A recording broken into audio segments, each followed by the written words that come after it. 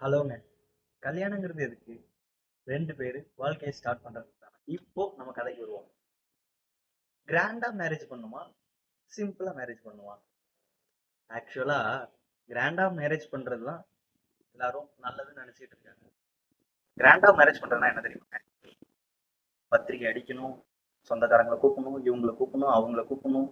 அவங்க ஏன் வரல, இவங்க ஏன் வரல, அவங்கள ஏன் கூப்பிடல, இவங்கள ஏன் கூப்பிடல, இவங்க சாப்பிட்டாங்களா, இவங்க சாப்பிடலையா, பந்தியில ஏன் என்ன முன்னாடி உட்கார வைக்கல, ஏன் பின்னாடி உட்கார வச்சாங்க, என்ன ஏன் கூப்பிட்டாங்க, என்ன ஏன் கூப்பிடல, இந்த மாதிரி நிறைய பிரச்சனை வரும்.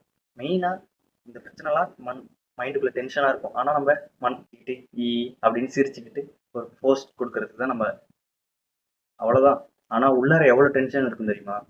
10 வருஷமா சேர்த்து வச்ச சேவிங்ஸ் போச்சு, கடன் வந்துருச்சு, என்ன அடுத்தது என்ன பண்ண போறோம், ஃபியூச்சருக்காக சேர்த்து வச்சது எல்லாமே போயிடும். ஆனா சிம்பிளா மேரேஜ் பண்ணா எவ்வளோ ஈஸி தெரியுமா? அழகா வீட்டில் பார்க்குற பொண்ணாகவே இருந்தாலும், லவ் மேரேஜாக இருந்தாலும், ரிஜிஸ்டர் ஆஃபீஸ் போகிறோம். அழகா ரிஜிஸ்டர் ஃபீஸ் பே பண்ணி ஒரு சிம்பிளாக ஒரு மேரேஜ் பண்ணால் ரிஜிஸ்டரும் பண்ணிடலாம், மேரேஜும் முடிஞ்சிடும். யாருக்கும் தொல்லை இல்லை. அவங்கள ஏன் கூப்பிடல, இவங்கள ஏன் கூப்பிடல, மொத்தமாக எல்லாத்தையும் கூப்பிட வேணாம். சிம்பிளாக முடிஞ்சிடும். கரெக்டு தான். கிராண்டாக மேரேஜ் பண்ணால் ஊருக்கு தான் சந்தோஷம். ஆனால் சிம்பிளாக மேரேஜ் பண்ணால் உங்கள் வாழ்க்கைக்கும் உங்களுக்கும் உங்களை சுற்றி இருக்கவங்க உங்கள் ஃபேமிலி எல்லாருக்குமே சந்தோஷம் தான். உண்மையா இல்லைன்னு கமெண்ட்ல சொல்லுங்க. லாஸ்டா ஒரு விஷயம், மேரேஜ்ங்கிறது ஃபங்க்ஷன் இல்லைங்க, இட் வாஸ் அ கமிட்மெண்ட். எப்படி? கமிட்மெண்ட்.